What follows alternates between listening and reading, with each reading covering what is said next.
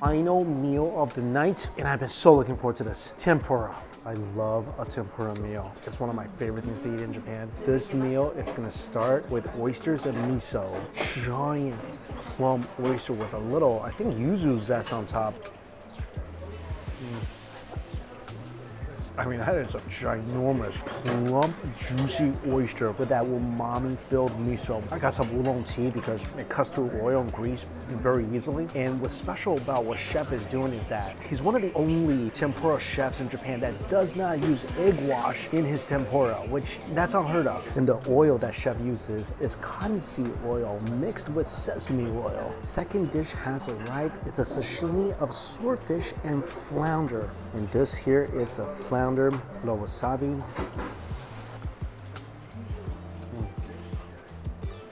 So clean and fresh. Sashimi swordfish. Swordfish meat is a little dense, but surprisingly sweet, like really sweet.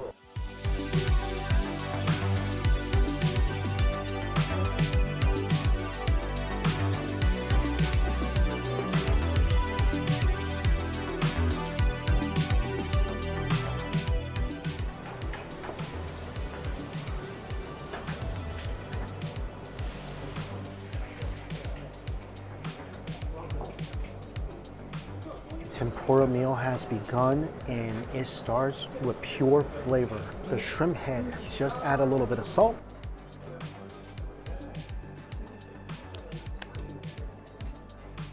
This is my favorite bite of tempura. All that flavor concentrate is in the head of the prawn. A little bit of salt is all you need to enjoy that ultra flavorful bite that is one of the crunchiest, airiest bite of tempura you could ever have. Again, chef doesn't use any egg wash because he thinks the egg wash covers up the flavor of the ingredients a bit. So here you are tasting that delicious ingredient in its purest form. The legs are so crunchy, like little shrimp crackers, and inside just pure umami. Next up, tempura prawn. Why don't you just dip in salt? Oh, wow. It's crunchy, airy. And when you bite into the meat of the prawn, it's piping hot, by the way. Pure, ultra sweetness. The other prawn goes into radish and tempura dipping sauce. There's really no wrong way to eat that. Honestly, I could eat that tempura without anything, without any salt.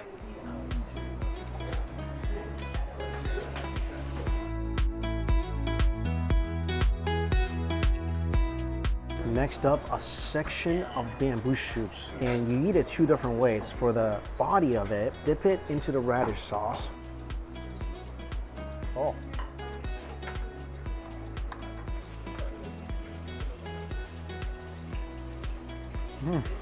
It's so crazy good and hot. Bamboo has such a clean, naturally sweet flavor. Nice and refreshing and crispy. In the end, just dip it in some salt.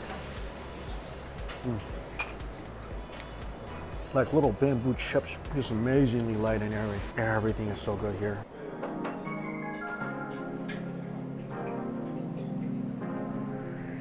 Next dish, shirado, which is little white fish wrapped inside a shiso leaf. I think wow would be an understatement. The fish is just the flakiest, sweetest, mildest tasting fish. And it's just pure tenderness.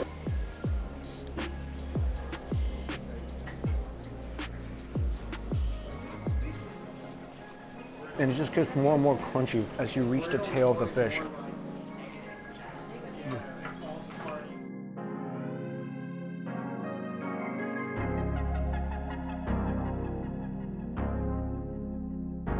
This is udon. This is a unique vegetable that's really only found in Japan and China.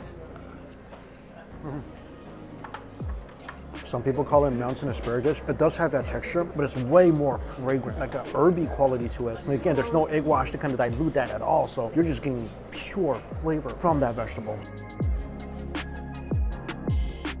This is Japanese small whitefish. You break it in half, and half you dunk it into your sauce with the radish. Whoa. That is a light, delicate fish. A little hint of sweetness, the other half with salt.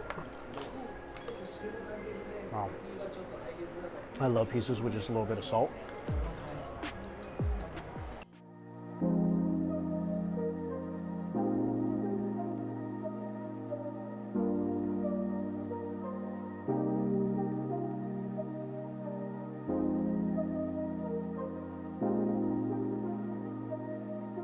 Beautiful asparagus.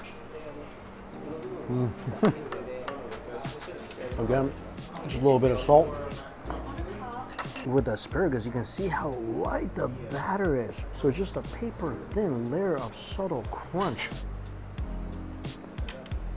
And even though the crunch is subtle, it's also significant because it's very different than the crunch from the asparagus itself.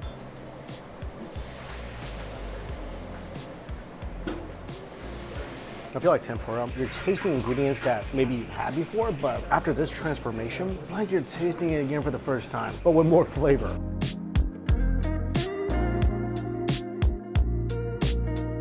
Next, jumbo Hokkaido scallops. And the salt we've been eating is from Miyazaki. To eat this, dip it in some lemon juice and then some salt.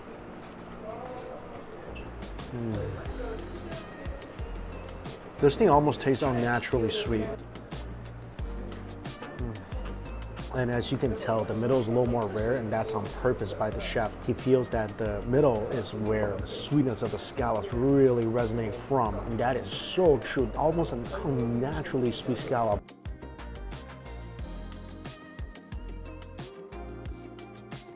Next is a cold dish, crab with yuba, which is tofu skin. There's some dashi jello on top. And it's nice to have something really cold touch your tongue. Next is Japanese mountain vegetable, a little bit of salt. Wow. It's incredibly floral. Slightly bitter, like a more intense broccoli raw, but again, way more floral.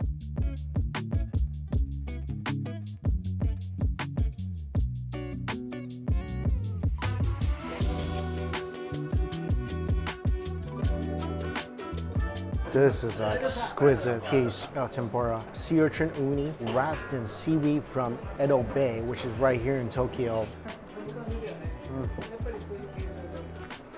It's so sweet and creamy inside, but nori is so flavorful as well. This is an incredibly intricate, delicious dish.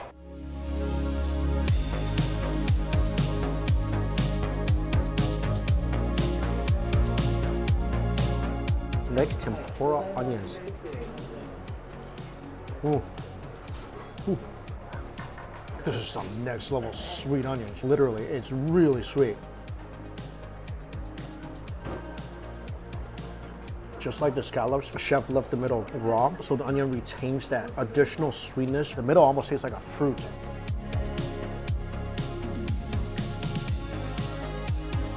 This fish is called the big eye flathead fish. Definitely more of a fishy flavor. The meat more firm than the last fish. But very mild flavors.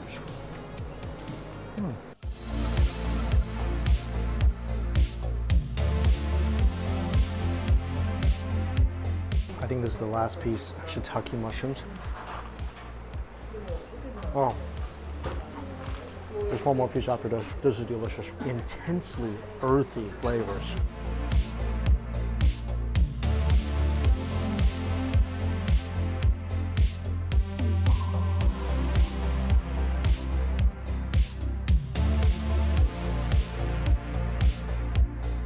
So the final course, there's a selection to be made, and it's a rough one. You can either get one dish, it's tempura shrimp and vegetables with kateri sauce, or you can have the same tempura, vegetables, and shrimp, but with hojicha tea drizzle over it. So one flavor is gonna be more intense, maybe a little sweet, more umami-esque. The other is gonna be lighter, and of course, soupier. Cool. First of all, this tempura is amazing. Shrimp is sweet. The kateri sauce, not overly sweet. Tons of flavor, tons of umami. Chase it with a little cold dish of vegetables. To balance out the richness, I think this is more my style. This is the other version. Tempura, shrimp, vegetables, and hojicha. Pour it around the sides. And then the tempura is gonna go into the hojicha and it's gonna break apart, as you can see. So you're kind of turning this into a tempura porridge almost.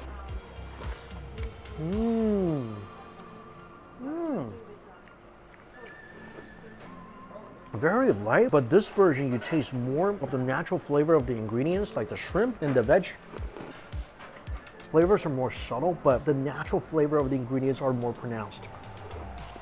And the tea gives off a slightly fermented, bitter flavor. I like it. And miso soup with clams.